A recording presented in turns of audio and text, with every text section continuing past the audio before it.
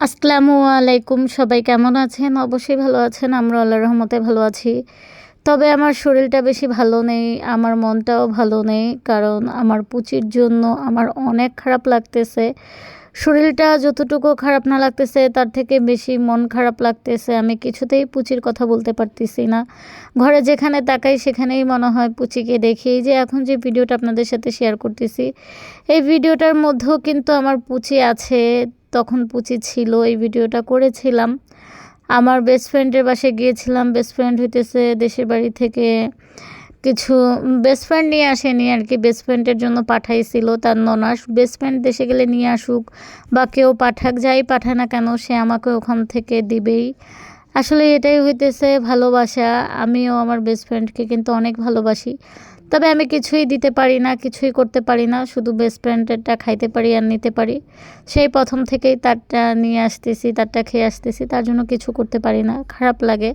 তো আমি আবার আসার টাইমে একটু মরিচ নিয়ে আসছিলাম, বাসায় কাঁচা মরিচ ছিল না, আর একটু শুকনা মরিচ নিয়ে আসছিলাম ভর্তা করার জন্য। আর যখন ভিডিওটা করি তখন মনটা অনেক ভালো ছিল। তো আমি তো এখন পরে ওভার ভয়েস দিতেছি, আর এটাতে ভয়েস দেওয়া ছিল যখন আর কি আমি ভিডিওটা করতেছিলাম। দুষ্টামি করে এই মরিচগুলো হাতে নিয়ে বলতেছিলাম যে এটা দিয়ে অনেক ঝাল দিয়ে ঝাল ভর্তা করে পরে হইতেছে খুব পছন্দের ভালোবাসার মানুষটাকে খাওয়াবো। আর মরিচগুলো বারবার হাতে নিতেছিলাম।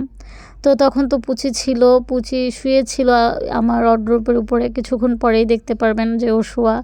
তো আজকেও যখন ভিডিওটা করি, মানে করি না আর কি, ভিডিওটা হইতেছে যখন ওভার ভয়েস দিই, আসলে সব কিছু উল্টাপাল্টা হয়ে যাইতেছে। যতবার ভাবি যে ওভার ভয়েসটা ভালোভাবে দিব, হচ্ছে না। ওই যে দেখেন আমার পুচি তখন বেঁচে ছিল, পুচি শুয়েছিল, মানে আমি যেখানে তাকাই শুধু আমার পুচির স্মৃতি। কিছুদিন আগেই হাবলু আর ওরিও চলে গেছিল, তারপরে পুচি তো ছিল। পুচি এভাবে আমাকে ছেড়ে চলে যাবে আমি কখনো ভাবতে পারিনি। এই যে রুমটা এলোমেলো ছিল, দুষ্টামি করে মানে ভিডিওটা করেছিলাম, বলতেছিলাম ঘর এলোমেলো, পুচি শুয়ে আছে। যে তখন আবার পুচি উঠে গেছিলো। আমি কিভাবে পুচিকে ভুলবো আমি নিজেও জানি না, শুধু এতটুকু জানি আর কখনো কোনো দিন আমি কোনো পশু পাখি পালবো না, বিড়াল পালবো না, যতদিন বেঁচে থাকি আদরও করব না। আমি তো পুচিকে ভুলতে পারবো না। জানি না যারা বিড়াল পালেন আপনাদের কেমন লাগে মনের অবস্থা। যারা অনেক বেশি ভালোবাসে তাদের মনের অবস্থা তো অবশ্যই বলা যাবে, কারণ আমি আমাকে দিয়ে বুঝতেছি আমার কেমন লাগতেছে। আমার মনে হয় না আমি কখনো আমার পুচিকে ভুলতে পারবো।